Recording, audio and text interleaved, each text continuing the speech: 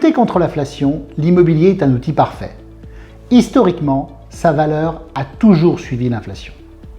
Pourtant, investir dans un bien en France représente quelques pièges. Il y a bien plus rentable hors de nos frontières.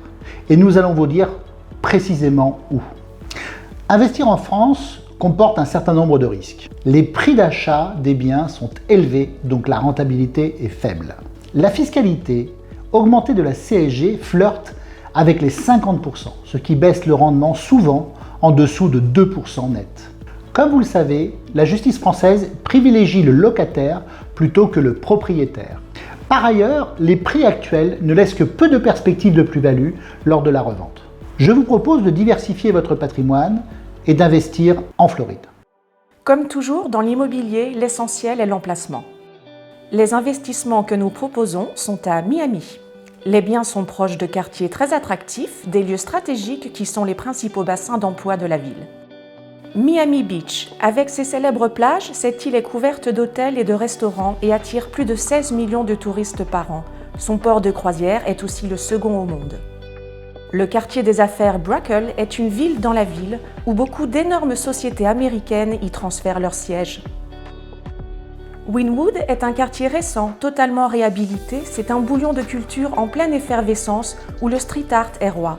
Galeries d'art, boutiques, restaurants, boîtes de nuit, l'embauche y est en pleine expansion. Le quartier est prisé par les touristes tout autant que les habitants. Design District, un quartier tout aussi récent, voit fleurir les marques de luxe.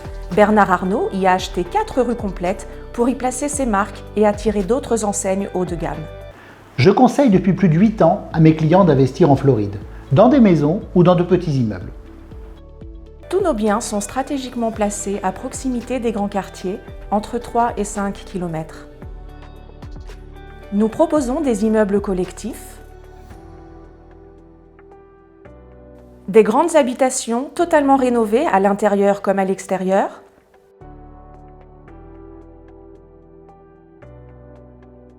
des petites maisons pour lesquelles la demande locative est très forte, surtout depuis la pandémie du Covid. En effet, de nombreux Américains, alors coincés dans des appartements, se tournent vers ces habitations abordables. Des petits collectifs avec des frais de copropriété très peu élevés par rapport aux grandes tours où les frais d'entretien et de personnel sont importants. Des biens haut de gamme comme ici tout proche du Design District où la rénovation complète est pensée pour limiter les coûts d'entretien ultérieurs. Les questions que mes clients me posent le plus souvent sont de 4 ordres. Premièrement, le marché, l'achat, la gestion et enfin la barrière de la langue. Je vais vous relater mon expérience portant sur une centaine de biens. La rentabilité est de 4% net de toute fiscalité, fiscalité américaine et fiscalité française. La fiscalité est particulièrement attrayante pour les investisseurs qui viennent investir aux États-Unis. Peu de fiscalité aux États-Unis et une convention franco-américaine particulièrement favorable. Par ailleurs, la valeur des maisons progresse en moyenne de 5 à 7% par an depuis 8 ans. Depuis plus de 8 ans, le marché est porteur. La Covid et le développement du télétravail ont entraîné un exode des États du Nord des États-Unis vers la Floride. La population qui augmentait déjà de 2% par an a progressé de 6% sur un an et a continué à soutenir le marché de l'immobilier et particulièrement le marché locatif. Nous n'avons aucun problème pour trouver des locataires. L'achat est très simple. Une visite sur place, au cours de votre séjour aux États-Unis, si vous venez nous voir, vous aurez une journée à passer avec nous pour vous expliquer le marché, pourquoi on choisit cet emplacement et pourquoi cette maison particulièrement. De retour en France, vous signez le compromis envoyé par l'avocat américain et le dépôt de 5% du prix de vente. 3 semaines plus tard, vous signez l'acte d'achat et envoyez le solde du prix. L'avocat vous représente à la signature, il n'est pas besoin de revenir aux États-Unis. Ce que nous appelons les frais de notaire sont de 1% aux États-Unis au lieu de 7,5% en France. Voilà comment se passe la vente, maintenant la gestion. Une fois le bien acquis, sa gestion est assurée par David. Il est français, il nous envoie un compte-rendu chaque trimestre et le virement des loyers net des charges arrive sur votre compte.